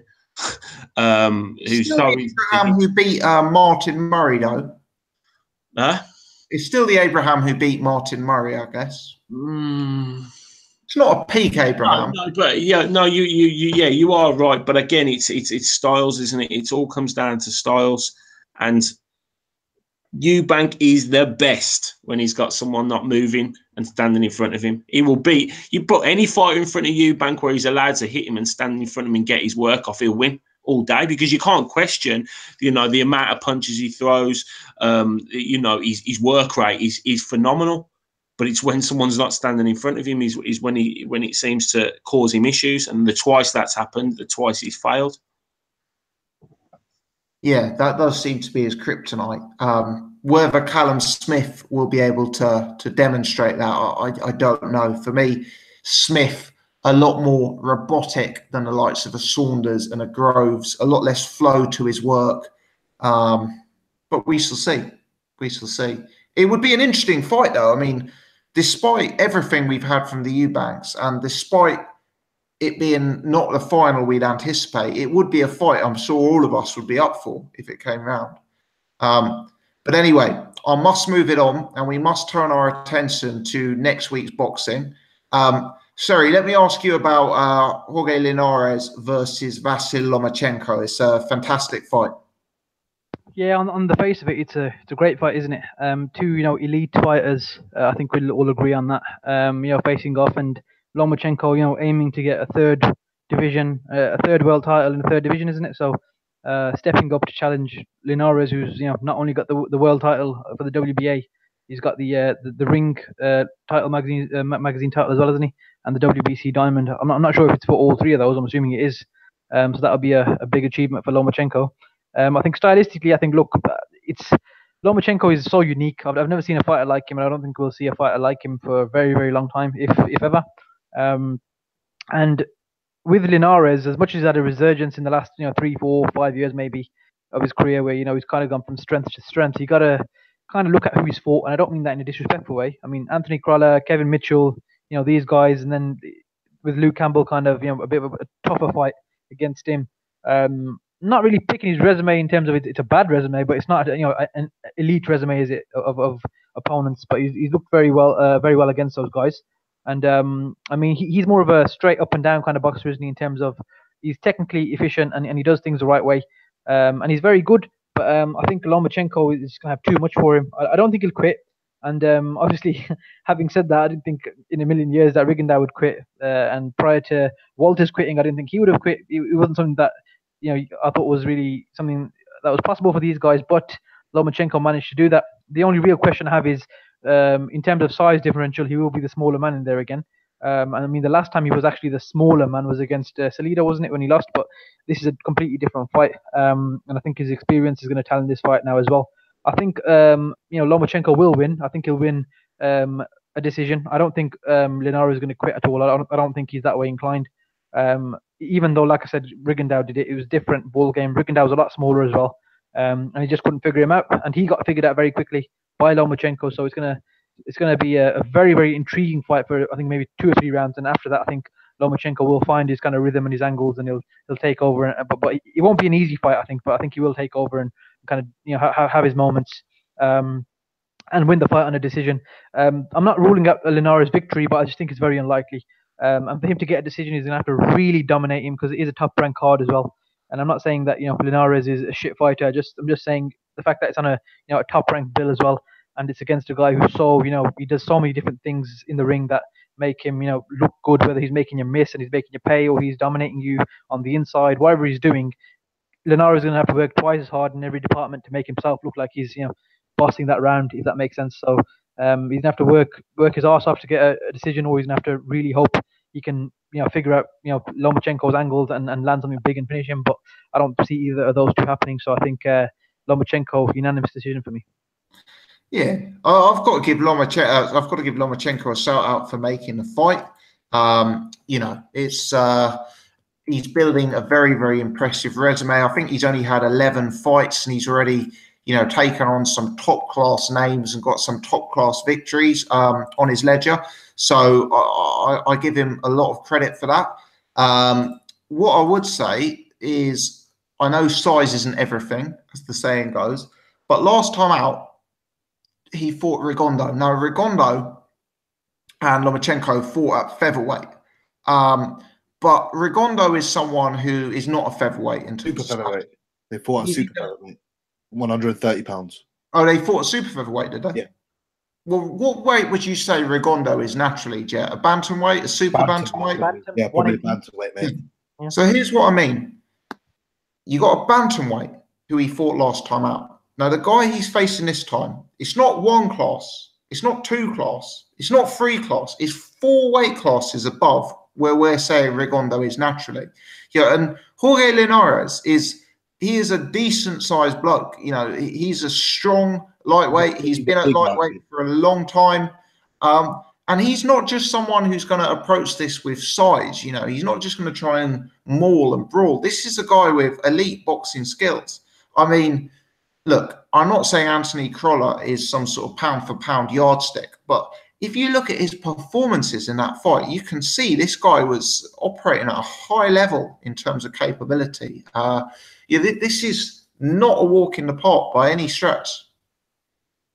What's your take, Jet? Yeah, I agree. I think, although I do think Lomachenko will probably win by stoppage, I think Linares is, I will say he's very, very, he's athletic, he can move, he can box, he's very explosive. Obviously, with Ishmael Salas in his corner, Salas must, I said it off air, he must be absolutely kicking himself because he had David Haye in his corner and he's not obviously been able to train Linares for this fight properly, so he won't be there for the fight. But Linares is, he's solid, he's there. He's got really, really solid and really good fundamentals, but I think Lomachenko will give him different angles, something he hasn't experienced in his, in his fights with Crolla. I think he struggled against Luke Campbell. I don't know if he didn't take that fight seriously. I'm not 100% sure, but we saw him struggle against Campbell. I'm not saying boxing triangles work like that, but styles make fights. I know he's the smaller man, Lomachenko, but I think he's really going to, he's going to figure out Linares quick, and Linares, I think, is really going to struggle. In the middle rounds, I think he might get stopped mid to late or something like that. Linares is a bit susceptible around the jaw area. We know Kevin Mitchell knocked him down. I'm not saying Lomachenko has more power than Kevin Mitchell or vice versa, but what I am saying is he's a more accurate puncher. He's a smarter boxer. He's a smarter puncher. He's more efficient. And if he gets Linares hurt, he'll find a way to get him out of there. It's 100%. He got Walters out of there, who's a bigger man. Sherry said the last guy he fought was bigger. That was Salido. Walters was significantly bigger. He got Sosa out of there, who's rugged and tough. I watched that fight today on Box Nation, actually. He got him out of there. Some of the guys that he's knocking out, who have decent chins, he's not icing them, but he's breaking their spirit. He's breaking their will. He's breaking them down slowly but surely. And I think Linares, he'll struggle to find the range, even though he's the bigger man. I think he'll find it a lot harder to hit someone like Linares than an Anthony Crolla, who's got Tesco Joe telling him to go forward in the corner and, use his face as a human battering ram. So, I'm going to pick Lomachenko. It's a good fight. It's a really, really good fight, but it might be explosive for the first, 3-4 rounds, but I think Lomachenko will figure it out within 2 or 3 and step on the gas and break Linares down mid to late. So I'm going to go for Lomachenko by stoppage. Good stuff. Okay, Jay, let's bring you in on this one, mate. Really fantastic fight too. That's the fights that should be made. Linares, an exceptional boxer, an elite boxer. On his day, very, very, very, very good. But we always go back to Lomachenko and how good he is. And he is as we said it before, and I know pretty much Paul would definitely agree with me. You know, he's one of an era that come around every so often that transform the way, you know, people go about boxing, and there's going to be kids all over the world watching this guy fight and growing up and learning to box like him and taking his tricks and his movement and his style and just you know, he does things that we don't really see or we haven't seen before. And I honestly think he is just that good that it's the biggest test for both of them for sure. It's very important for Lomachenko to really to win this fight, to really put that name on his record and really try and put himself down as, you know, the pound for pound boxer in the world, and if not one of the best, you know, a legendary status and a Hall of Fame status, you know, at such an early part of his career, really. So yeah, I can't wait for it. I'm really looking forward to it, and I'll be watching it with a great excitement. Yes, I think all of us are going to be looking out for it, and you know, really, really, really impressive fight. And if Lomachenko does do it, which the bookmakers certainly believe that he will do, he is really putting himself in a fantastic position from a legacy perspective, with, you know, some huge. He's continuously taking these fights, isn't he? And he continuously wants the fights, and he's not scared to challenge anybody. That the sheer belief that in the confidence that he has in his own ability, he shows. And as Jet said, he just has that ability just to break a fighter's spirit, and knowing that when you get in with a fighter like that, you know, every fighter I'm sure goes into it thinking they can be the one to defeat, very much like getting in with Golovkin in his prime. I think they want to be the person to beat the man. But, you know, once they get in there, they realise it's a very, very difficult task, and he will break your spirit. And when you can't break someone down like him, and that you can't dissect and find a plan to beat him, it becomes very apparent very quickly. Your spirit will just drain out of you, and that's when he sort of starts to take over, because he has good work ethic, good speed, good tempo. He does everything so well, so exceptionally well, and does things that you cannot replicate in a sparring session or in any previous experience that you've had before.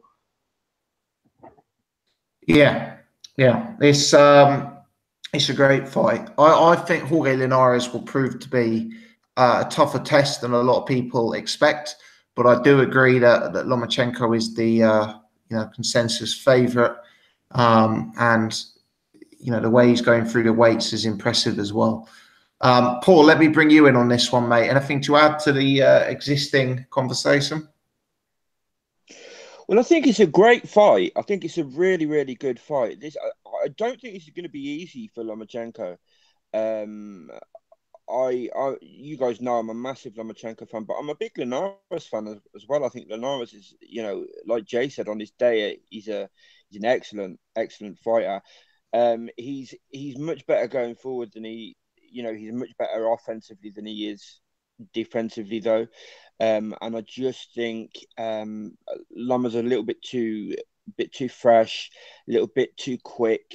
I mean, Linares is quick as well. I think it's going to be a really great fight. One thing I will say is, for me, I mean, I'm about to do a pound for pound list. I swore I wouldn't fucking do one, but a couple of people have messaged me and asked me to do one. I'm going to do one of Caves. I've got my list sorted, and I know who's where. For me, he's round about the top there anyway. But for me, if he beats Linares, I think it's pretty much unquestionable that he's number one pound for pound. If you look at wins, you've got. I don't think it's even really up for debate whether wins like Gary Russell Jr., Rigondeaux, Walters are better wins than, you know, if you look at Terence Crawford, what would be Postol, Little Gamboa, Ricky Burns, Hindongo, that Regis Progress just absolutely iced. He knocked him down about 20 times. This is a fight that I think is going to be one of those sort of like career-defining fights. I think it'll be a good fight. I think it'll probably be competitive for a period of time. But as the guys have said, Lomachenko's just so clever. He's just so he's like 3 steps ahead of you, and figures guys out. He figured Rigo out within the first sort of minute. He started stepping away to the right, to Rigo's right. Sorry, moving away from the danger shot, and Rigo had to keep resetting himself. And from there, the writing was on the wall. It was really clear as you watched it that the writing was on the wall fucking early in that fight. I didn't see Rigo quitting. I don't see Linares quitting. I think Linares has got a bit more dog in him than that, to be completely honest. Isn't he a bit prone to cuts, though? Did he get cut a lot? He is prone to cuts, yeah. Yeah. So, look, I mean, Lomachenko hasn't got sort of like Deontay Wilder or Mikey Garcia power, but he's got enough pop to sort of like... I don't know if he'll stop him. My gut says it might go the distance, but I'm gonna go for a stoppage. I think he might just, as well as Sherry mentioned, it's on a top ranked card, and I think if it becomes a real hard night for Linares, they might kind of step in and stop it. I just think he's got way too much of everything. But I do think it'll be a good fight, and I think if he beats Linares, sort of like really dominantly, that's a superb win, because Linares is no joke, man, no joke. Do you know what? I've got to agree. Early on, I don't want to say that I was a skeptic of Lomachenko. I don't think I was ever against Lomachenko, but I certainly wanted to see the proof in the pudding. Yeah. If the guy goes and beats Linares, for me, I think he is the pound for pound number one. There's some good fighters out there. People talk about Terence Crawford. I've talked about Terence Crawford as pound for pound number one. People talk about Golovkin. I probably would have Lomachenko number one by a decent margin, actually. Yeah. If he beats Linares, it's just the way he's stepping up through the levels, and it's the sort of the back-to-back big name wins for me that just accounts for quite a lot. Yeah, definitely. I mean, look, I am a big fan of. If I look at eye test, I'm a big fan of Terence Crawford. I think he's an incredible fighter. He's got it all. But I just think resume wise, and if you're gonna look at sort of like pound for pound sort of like stuff, you have to do it on resume. You just have to. For me, Terence Crawford's kind of like his big wins like that. If Lomachenko beats him, I think Terence Crawford's big wins like that are still to come. If Terence Crawford sort of like beats what's his name, the Australian, and then I don't know, gets in with Thurman and wins, then it's Jeff an Horn. Argument. Pardon? Jeff Horn. Horn. If he beats Horn and then gets in with somebody like a Keith Thurman, or certainly if he was to get in and manage to beat an Errol Spence, then it's a question depending on what Lomachenko's done at the time. But at this stage, I think he's undoubtedly the best fighter in the world for me. And even on eye test, I would have those two as the two best fighters in the world. But Lomachenko, for me, he's a level above. I think he's one of the best fighters on eye test. And I'm not saying he, on resume or anything like that, but on eye test, from what I see when I look at this guy fight, he's one of the best fighters I've ever seen. He really is that good for me. I look at guys like Sugar Ray Leonard, Roy Jones, Ali, and these are guys that are incredible fighters. I put him in. He hasn't proven it yet, but I put him in that class. I think he's a phenomenal fighter. Wow, there's strong words indeed. I mean, if I think of the best fighters I've seen since I've been covering boxing on YouTube, Floyd Mayweather, Nathan Cleverly, Yeah, I mean, I guess to be fair, it's hard to have him. My boxing experience is lesser than some of the panelists, but yeah, I guess you'd have to have him in that conversation, 100%. Well, I grew up all the way through the Tyson era, the Lewis Holyfield era, and then I was a little bit older through, Roy Jones, Hopkins, Floyd, and stuff like that. Um, I think he's still yet to prove it, and I could be proven wrong. He might, maybe Mikey Garcia will beat him, and I'll have to rethink it. But at this stage, I just think he's head and shoulders above. I think he's a level above everybody in the game at the minute for me. Absolutely. Guys, I'm on a slightly tighter timescale myself tonight, but it would be remiss of me not to raise that we do have the British heavyweight title on Channel 5 being contested this weekend. Hughie Fury, bouncing back from his defeat to Joseph Parker, takes on Sam Sexton. The bookmakers have it priced like a relatively routine walk in the park for Hughie Fury. Sexton, obviously, someone who's come unstuck against, the likes of David Price, Derek Chisora in the past, kind of laboured to victory against Gary Cornish. Am I overlooking Sexton? Does anyone think that could be a decent scrap, or should it be a relatively routine run out for Hughie? It'll be a routine. Lamb Sexton's getting schooled. Getting taken. I think Hughie might even stop him because against lower level opposition, Hughie goes to the body really well. His body works really underrated. I think he might even stop Sexton. To be honest, it's not a good fight, and in actual fact, it's curious, isn't he, Hughie Fury? Like he fights Joseph Parker for the world title in a fight that, for me, was definitely competitive. I actually thought there's an argument to say that Hughie Fury won that fight, to be completely honest. And then, like Sam Sexton for the British title is just very, I don't know, it seems very sort of like odd back step.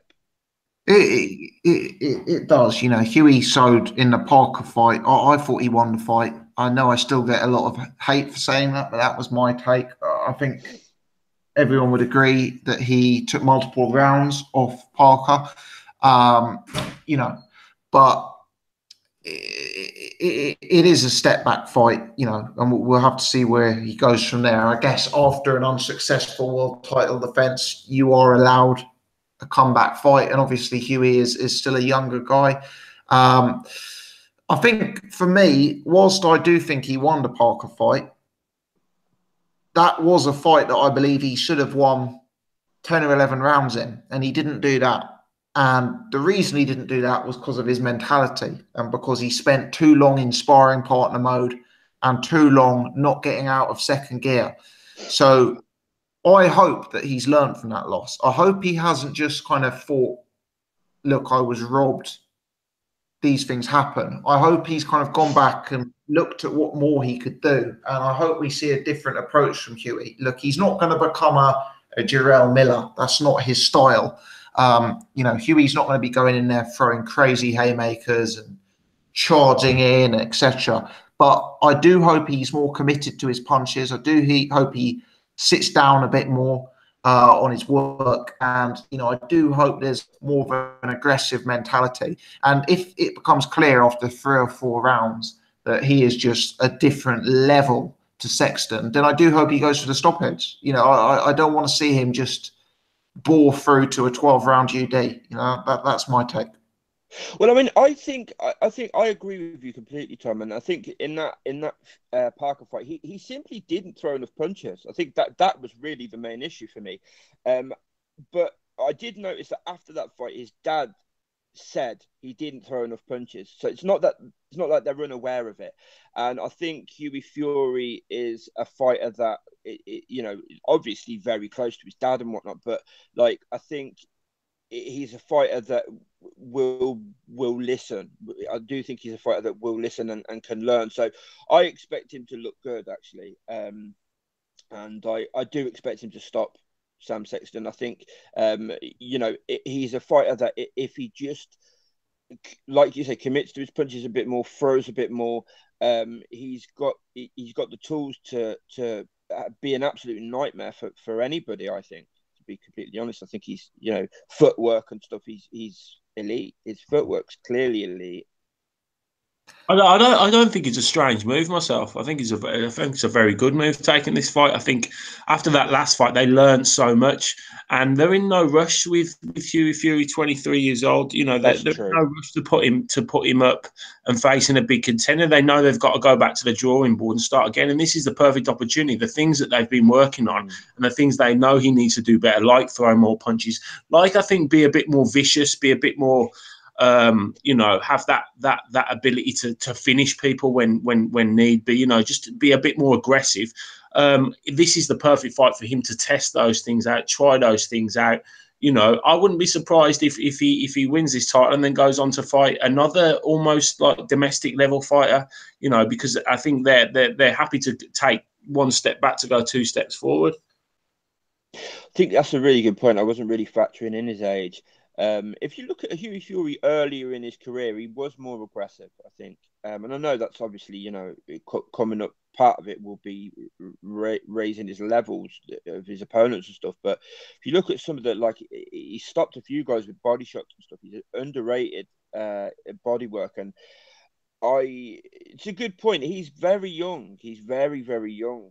And the fact of the matter is, he's 23 and he didn't get outclassed when he had a world heavyweight, you know, title fight. Yeah. So, you know, you've got to really look at that and go, you know, there's serious potential there because he didn't get outclassed. He didn't look out of his depth when a lot of fighters have gone in the ring with Joseph Parker and in world title fights that you could see were out of their depth and shouldn't really be in that position. But he's clearly good enough to challenge for titles. So, and at his age, there is no rush for him. Let everyone get a little bit older. Let everyone get a little bit more weary, and then step it up a little bit. Absolutely, yeah. Gents, I'm going to have to run in a second. Before I do, I can see Suri's already dropped off. Let me just bring Jet in again. Jet, anything more to throw into the mix before we wrap it up, mate? Just quickly, Nathan Gorman versus Sean Turner has been made for one of the Frank's cards, so not a bad fight. That's a good fight, actually. Sean Turner upset the returning Arnold the Cobra Jurjai. He was brought in as an opponent for Jurjai and beat him, and then he went the distance with Pergovich, who is you know, the highly touted amateur standout who's now plying his trade in the heavyweight division and stopped Tom Little. So that's a very good fight.